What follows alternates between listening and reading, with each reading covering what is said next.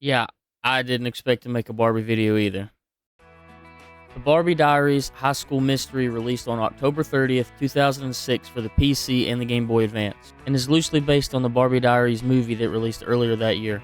I have never watched a Barbie movie, nor do I know anything about Barbie lore, but while doing a little research, I did learn that one of the characters in the movie is voiced by an actress named Anna Kummer, and that's the only information that I need to know. The PC version is way different from the GBA version, as usual, but we won't be looking at that one. I'm here for the retro achievements, and this achievement list is short and simple. Out of the 18 achievements, only 2 of them require doing something other than just beating the game, but let's jump into it and see what we've got going on. We start off being introduced to Barbie, her school, and her friends, Tia, Courtney, and Kevin. From what I can tell, they're all sophomores in high school, and I was shocked to find out at this point in researching that Barbie's full name is Barbara Millicent Roberts.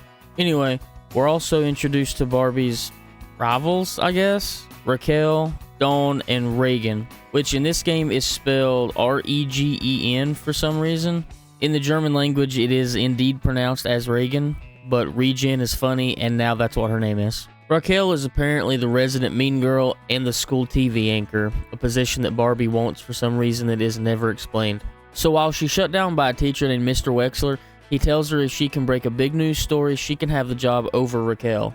Kevin just so happens to know that somebody has stolen some items that are supposed to be sold at a charity auction, which is news that just absolutely blows Barbie's mind. Either that, or she just realizes she only put makeup on half of her face. I mean, seriously, what the hell even is this? 10 out of 10 game already, I don't care. Anyway, apparently this charity event is for More High, which I guess is this school's rival. I really have no idea, and they don't care to tell me. But the thief left a note and said that the items aren't stolen, just hidden where only they know, which, as far as I know, is still theft. Now we meet Bobblehead Principal Peters and the chemistry teacher Mr. Bennett. My God, what an exposition dump this has been. Anyway, Raquel says, hey, I'm going to figure out what happened, and Barbie says, hell nah, me first. And then Kevin sticks his head in and says, hey, stay around after this, I'm going to show you my secret package. Finally, we get into this game, and oh my God, if this isn't somebody's sleep paralysis demon, I will be absolutely blown away. We find Kevin, and he reaches into his pants and pulls out a note covered in paint and his BDA to show us. It is apparently totally upgradable and way styling, and if you needed any more proof that this game came out in the mid-2000s, there you go. He's also installed an infrared scanner into our BDA that we have to use to find more paint, which should be visible without infrared. I mean, it's paint, not ectoplasm. Barbie ain't part of the Ghostbusters, come on. Kevin tells us that our BDA can text and has a compact mirror on it, and sends us on our way with the infrared on, as if the character models didn't look terrifying enough already. We follow the paint outside to the hallway until we find a blockade of smoke, and we learn exactly what kind of game this is. It is essentially one non-stop fetch quest mystery game. What is this slipping animation? My God. We have to go back into the AV room to get a fan to blow the smoke away, and continue following the paint into the art room? Who could have guessed? Barbie slips on the paint and falls straight on her ass before we get a picture sent to our BDA, and we have to go back and talk to Kevin. Unfortunately, a lot of this game is spent walking back and forth talking to the same 3 people. We leave the art room and get thrown into our first minigame, which is basically just a slow QTE. I guess that would be an STE. It opens a text that tells us to go back to the AV room, and Kevin gives us a photo descrambler for the BDA. The photo scramble game is another simple minigame, as all of them are and should be, considering this is a game made for children. It turns out this photo is of the red cabinet in the art room, which holds the handbag, our first auction item and achievement. 15 of the 18 achievements are for finding these auction items. There's also a note written backwards, which we get to use our high-tech pocket mirror to read. It tells us to go to the chemistry lab, where Mr. Bennett tells us that his lab kit has been locked away, and the lock code has been changed. We go back to Kevin, who of course can add a fingerprint scanner to our BDA, and then put in the code in order of red, orange, and then yellow. Honestly, this is probably the hardest part of the game, simply because the shades of red and orange are so close together, it's kind of hard to tell what's what. But we open up the case and get the cutting edge cell phone. We get another text telling us to come to the AV room and decode an MP3 sent by our secret admirer. Kevin, of course, has a new add-on for our BDA. This one lets us play Guitar Hero Mobile to the apparently familiar song. We head to the art room and talk to Tia, who tells us the song is played every day during the morning announcements. We go to the principal's office to talk to Miss Peters about the announcements, but she makes us help her sort mail instead. Now, I never went to a public school, but I'm not so sure that this is how any of this works. Either way, we sort through all this crap, and Miss Peters tells us where the CD that we need to find is, and we find our third auction item, walkie-talkie watches. We get a text telling us to come to the chem lab, where Courtney gives us a jumbled up word to decode. I'm not sure how removing 2 letters from a word makes it jumbled up, but hey, whatever you say. This one says speaker, so Courtney sends us back to the AV room to look for a speaker, but Kevin gives us the idea that it's indeed a person that speaks instead, because he is literally the smartest man in the world. So he sends us to the auditorium, which we have to cut through the cafeteria to get to. There's a food fight going on, and we have to avoid all of the food being thrown, and I have no idea how you could possibly get hit without doing it intentionally. We get to the auditorium and grab our 4th auction item, the RoboPup, and get the laptop repair kit receipt from its collar. Now we go to the school store to learn about the receipt, and we find Charlie, a transfer from More High that really fancies himself a wallflower. He knows nothing other than whoever bought the repair kit left a book, so we grab the book and head to the library and look around for what feels like forever. This game has a couple of moments where it doesn't give you any clue as to what you're supposed to be doing. Here you're supposed to hit A on this bookshelf that has absolutely nothing that even hints towards it being a point of interest. But anyway, we find auction item number 5, a tar-covered e-saurus that already has the word yearbook written on it.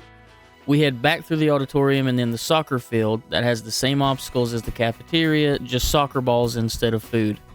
We go to the yearbook room and talk to Regen, who tells us Mr. Bennett is in charge of the yearbooks this year, and then makes us fix our MP3 player before letting us look around. We find our 6th auction item, the laptop, and it's covered in tar just like the e-saurus. We unscramble a picture of a drill that was apparently on the laptop's hard drive. This sends us to the shop room where we meet Todd, who is in need of the exact drill that we have the picture of. I don't find a drill in here, but I do find more tar, so we turn on the Kevin Creations super duper infrared scanner and follow the trail of tar to the school roof where we find the drill.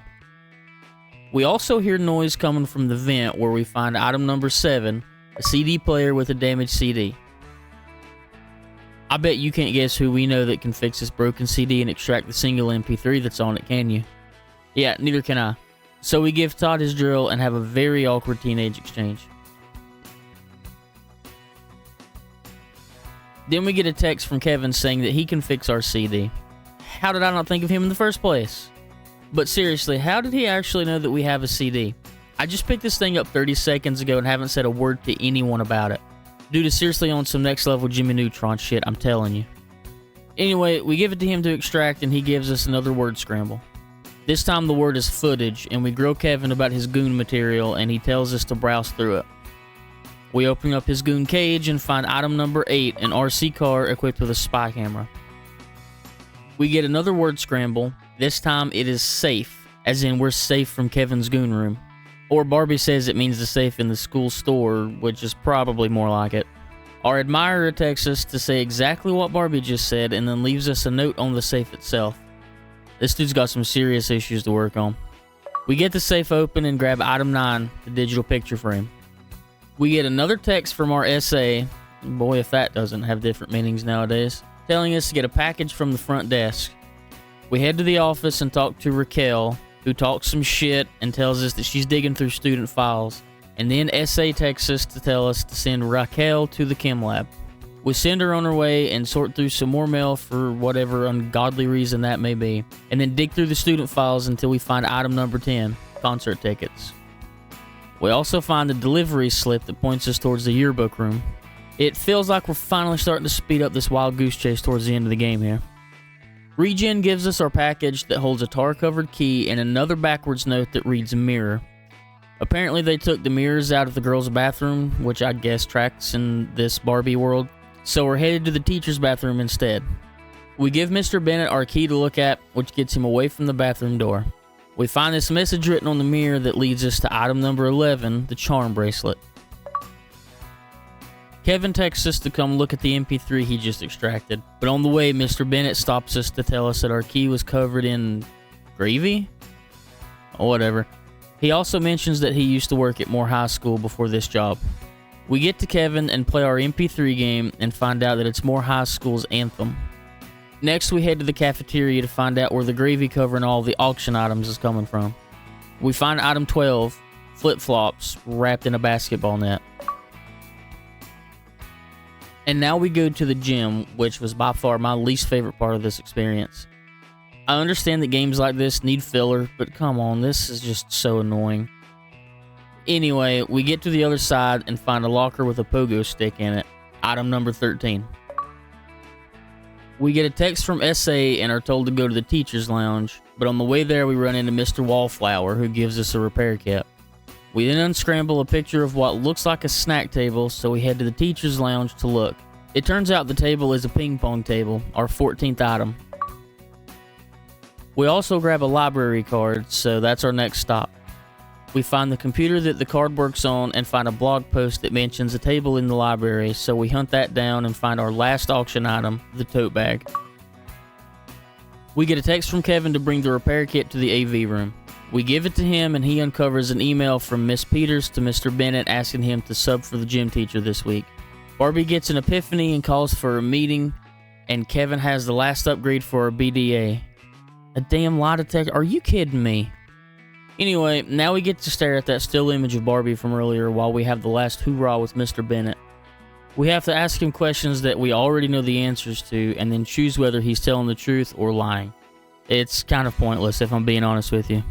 But after all that, Barbie deduces that Mr. Bennett has concocted this elaborate scheme to essentially steal charity funds from a school because they fired him, which he fully admits to.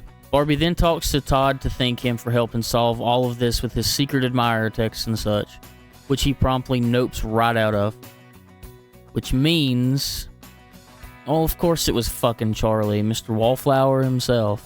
Anyway, with all that crap gone through, we've beaten the game, and now we go to the puzzles from the main menu and knock out the picture scramble and the word scramble, earning our last 2 achievements and the mastery.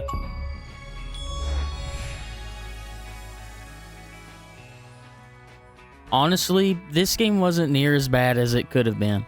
The story was some dumb preteen high school Disney Channel bullshit, but the gameplay wasn't as bad as a lot of other games on the Game Boys from this era. However, it is very short. I mastered it in just over an hour, and at the end of the day, that's not much of a game. It'll go in the participation trophy tier, but in all honesty, I did enjoy it more than Burnout, which is a wild thing to say, but I said it. But anyway, that's the end of the video. If you liked it, drop a like and subscribe to see what game I play next. Obviously, you're never going to be able to pinpoint what direction I go into. See you next time.